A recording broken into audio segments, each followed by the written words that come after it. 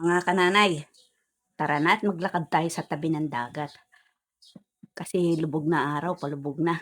Alam niyo nung lumabas kami dito ng mga 1:00, 2:00, ay grabe ang buhangin. Parang nagbabagang ano, 'pag nadikit sa paa mo ang init.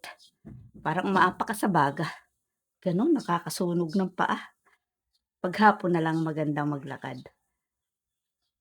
Inabot na kami ng paglubog ng araw kasi sa sobrang init, nagpaano talaga kami.